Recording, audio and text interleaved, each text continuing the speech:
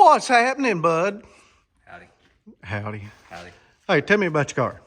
So, today we're working on my 72 Plymouth Valiant. That's Getting it good. ready for a hot rod power tour. That's a good looking car. Huh? That's a good looking car. It's a four-door. People don't like it. I don't care what people like. That's a good looking car. People don't like four-doors. Everybody well, I mean, Not everybody likes four-doors. yeah, well, they secretly do like four doors. They just don't want to admit it. They're in four-door denial. They can't admit it, yeah. So we've got the engine bay cleaned up. Got it painted, fresh coat of paint in here. Looks good. It looks like a mess. The wiring looks like a mess at least, because it is a mess. Because I'm halfway done with it. Still got to figure out the rest of it. But What all do you have left to figure out? I just got to figure out battery, main hot stuff, battery cable to the back, battery ground to the engine block. There's a few stragglers over here that I got to kind of figure out where they need to go, but I won't know until the engine's in the car. It's a lot more wiring than you're going to find on your old, old school carbureted small block. Oh, no doubt. It's not a small block, or not a old school carbureted small block going in it, at the very least. It's a fuel injected motor on the stand behind you, looking real pretty. Yes, it is. Real pretty.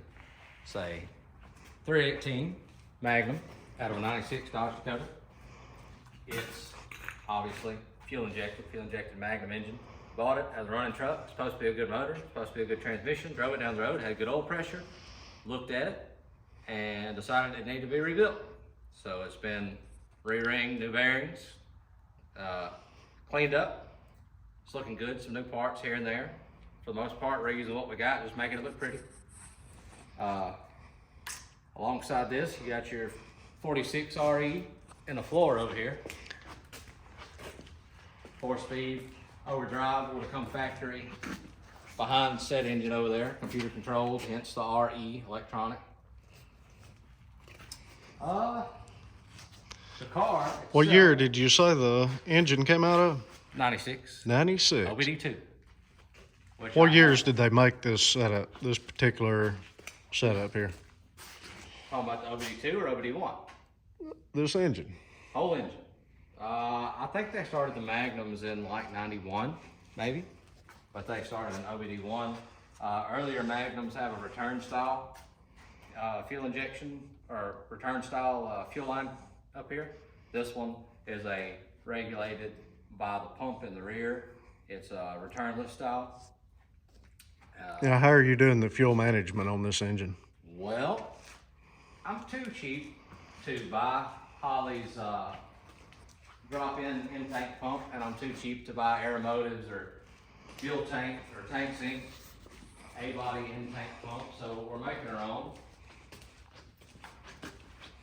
Making our own with a Walbro 342, which is supposed to be the right liters per hour and stuff like that for what the setup's going to be.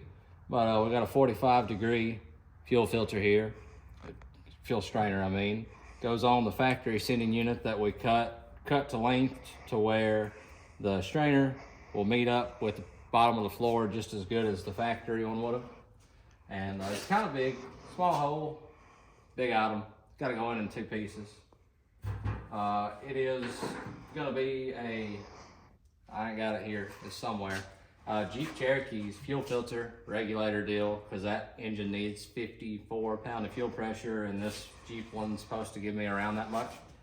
This tank doesn't have a return line, so we're going to have to drill in this old turbo oil feed return, and we're going to drill and put it in this tank, and that'll be our return using the, like I said, factory sending unit, and then the Now, since this engine was a returnless style, how are you going to get the return back to this?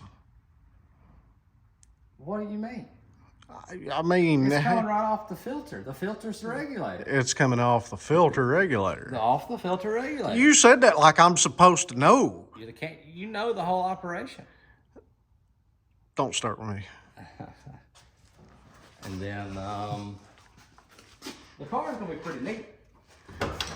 I got some Speed Hut gauges ordered for my little bezel here. Also too cheap to buy Autometers pre-drilled bezel. It's like 300 bucks. This was 30. I'm gonna drill my own holes. Maybe it'll work. I don't know. But I got some gauges from eBay. I got some gauges from Speed Hut. They'll be here next week, they say. This car is gonna debut on Hot Rod Power Tour 2023. It is going to have air conditioning. It's gonna have cruise control. It's gonna have remote start, keyless entry. It's gonna be pretty cool. I hope. I hope it gets done. What do you mean There's you a lot hope? of stuff to do. What do you mean you hope it gets done? Well, there's a lot of stuff. Well, let me not a tell lot you of time. something. I know the guy to blame if it's not done. He's right. Wait, where is? Right there. It's not me. It's not me. It's not my fault. Well, look. This beauty right here made it to Hot Rod Power Tour. It did, and it'll do it again if this one don't. How long did it take to build this one for Hot Rod Power Tour? Start to finish in 2 months. 2 months. 2 months. How long do you have to Hot Rod Power Tour this time? I have over 2 months left until Power Tour. And you're way further along than you were on this baby. Oh, ain't no doubt. At this point, last year, this car had nothing on the underside of it. I think I was swapping rear ends today. A year ago today, I was swapping rear ends. The inner fender was off of it on the front. You know, the weld-in inner fender was gone. The engine bay was in primer. There was nothing on the firewall. The engine was on a stand with the oil pan off of it. There was a lot left to do and a lot got done. Yep. But I didn't sleep a lot either. No. You got this baby. Sleep this go around. You got this baby done on time, with time to spare. And I gotta say, this, not you, this is a sexy beast. Look at that. Prettier in here. Look at that. There's a lot less wiring going on here. There's a few less wires. Just a couple. There's like 3 wires. I mean, that's like your whole harness, right? I mean, that is the There. whole harness. That's the whole harness. So, no, this one has some wires to it. Oh, it does. At It least does. 5. But at least you didn't have to integrate a OBD2 wiring system in with your original wiring harness. But I will say, that's going to be a cool car. It's gonna be a This highway is cruiser. going to be the hot rod. That's going to be the cruiser. We're gonna get 25 to 30 miles per gallon out of it. 25 to 30 By God. with a Prius pulling you. No. It's got 276 gears and a 0.69 overdrive ratio with a 26-inch tall tire at 70 mile an hour. It's gonna be tacking 1,700 RPM. Heck yeah. And you can't tell me that 318 at 1,700 RPM won't get good fuel economy. Well, I mean, it would if it was an LS motor, but anyway. If it doesn't get 30, by the time I make it to the second show of Power Tour, I'll sell it at the venue for $50. You better watch what you say. People won't take it seriously, I hope. Hey, look, you better put a disclaimer in right now. What's the disclaimer need to be? I was just joking. I was partially joking. Just partially joking. Well, Sell it 50 bucks. I got 50 bucks right you now. don't want it. Well, I'm a Chevy guy, so I mean, Well, the thing is, what you're not knowing is I would sell you the car, not anything else on the floor, and only stuff touching the car. huh. It's not worth $50. It's a 4-door. You say that, and I'm fixing to put a supercharged 3800 in a 64 Falcon 4-door. That doesn't mean it's worth any more. Like, you're right. It is to me. Well, sentimental value is not real value. I will slap you. See, I'm very sentimental to this car, but it's a 4-door, so sounds cool. No, you described that all wrong. It ain't a 4-door, it's a table. Look at it. Well, it's My does have God. a pretty good table as a trunk lid. My God. I mean, you could You can look. have a Look, whole I'm gonna show you this. This is all trunk right here. I mean, 4 or 5 bodies maybe. Yeah, easy. Yeah, that's what I'm thinking. I mean, Y'all show them the list over here. you could fit like a freaking Toyota Tundra in the back of that thing. I was thinking a Tacoma, but You're underestimating it there. I now realize that this list is very outdated, and it's not half the stuff we had to do to it. Hot Rod Power Tour 23. Drivetrain. We only have all this. Interior, all that. Wiring, all that. Fuel system. Yeah. Started on the fuel system. Rebuild engine. Shit. We can mark that off the list. We can mark that off the list. It's been rebuilt. It's ready to go. 80 pounds of oil pressure on the priming rod. How much? 80 pounds. 80 pound on the priming rod. On the priming rod. That's pretty impressive. Well, it's either going to run or it's going to lock up first time we crank it. I mean, tight clearance is either mean good oil pressure or no oil pressure. It's going to shoot all the oil out of the valve covers, out of the breather, just immediately. Yep. On startup. Now, this is going to be a good setup. Hey, and you missed the best part. What's the best part? You didn't say nothing about the heads. There's nothing special. These heads have been ported and polished by a professional, none other than Mr. Jesse York. Never heard of him. Yeah, I mean, either. I'd ask for my money back. I mean, they're just efficiency ported. They are. Hogged out for power, just cleaned up to make the airflow a little better, for just a little more down low ump to get the car going. Just maybe a mile to a gallon or two better. So I was only going. Did a little bit of bowl work, very little runner work, cleaned up all the casting flash, a little bit of port matching, not a lot of combustion chamber work, just anything that could get some low lift airflow a little bit better, just hunting for a few miles per gallon, not looking for a hot rod.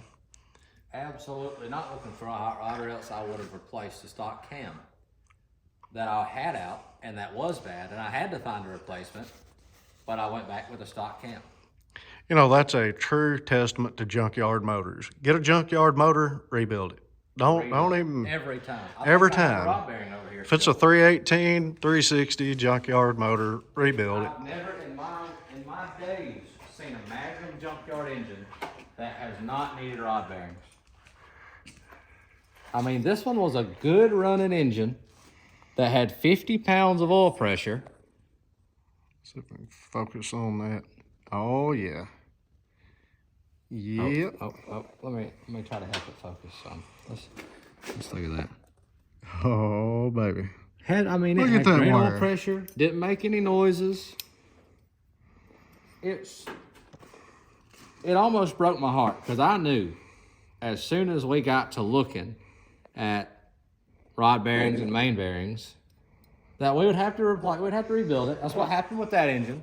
Oh yeah. It was a good engine, supposed to be, to look good, and then you get into it and it's no longer a good engine. Well, it's one of those, you see it, you know it's bad, even though it ran good, even though it had good oil pressure, the little devil on your shoulder said, you can run that. The little angel on your shoulder says, you better rebuild it or you won't make it 2 miles down the road. just because you know the condition it's in now. If I would have never looked at it, it would have been fine. But I looked at it, I knew it was bad, so it wouldn't have been fine. I would have made it halfway around power tour and been 1,000 miles from home and had to have my dad come get me. Yep. Because the motor locked up. Just because I looked at the rod bearings, even though it was a good running motor. I've never once seen a Magnum engine that had good rod bearings. Hey, what about those cam bearings? What cam bearings? Exactly. There were no cam bearings left. They come out in chunks that big around. It was awful. Have you ever seen anything like that before? I have, actually, on another Magnum engine. I've never in my life seen that. Yeah, that they was come terrible. Out in chunks. It was pretty bad. It looked like bearing material just stuck to the cam and it just ripped it out. Speaking of the cam, this roller cam here, roller cams never have any lobe wear, except for when they do. And there's some pitting on the end of low. I don't know if you can see that. Will it focus on it? Do I need to get in the light? Yeah, it's not coming through real good. Well, anyway. It was terrible. It's not good. Roller motor, but there's pitting on the cam, so whatever. A running engine that hadn't been sitting up. It was wrecked on New Year's, and I bought it in February. Now, granted, it had 400,000 miles on it, but it's supposed to be a good engine. Hey, I mean, I would call it a good engine if it made it 400,000 miles. I would probably say so, too. If you put another 400,000 on this Valiant with it, oh my God. Yeah, that would be nice. Now, knowing my luck with cars, you know, I'll spend all this time on them and drive them once and total them. So we can't Get T-boned at the first intersection. keep on at the first intersection. Now, the transmission is supposed to be good. I have a... Hey, you think we ought to tear into it and look at... I don't think we need to look at it at all. I may not even change the filter. I have a tag right here that says it was remanufactured in 2012, and we're going to go by that. We don't have to look at it.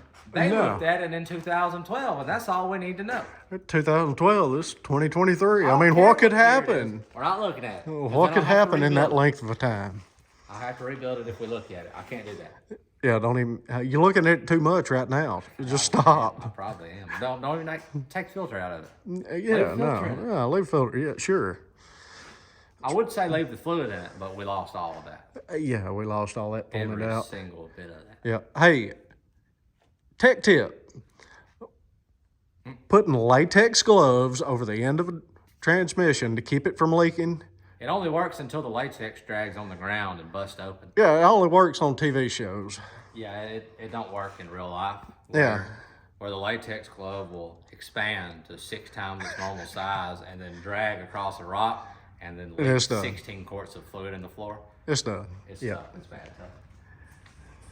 Now, another thing that's pretty interesting that a lot of people might not want to know about would be, what does it take to put a 46R in an A body? And it's blind man welding is what it would take. Don't look too hard at it. I'm not even going to show you the welds. Oh, flip it Don't- over. don't Flip it worry over. about the- oh, Flip okay. it over. Flip it over. Yep, I welded that, Yep. guys. This used to be a factory cross member. What's left of a factory cross member? Somebody's out here. There's food here. Hey, time to eat. It's time to eat.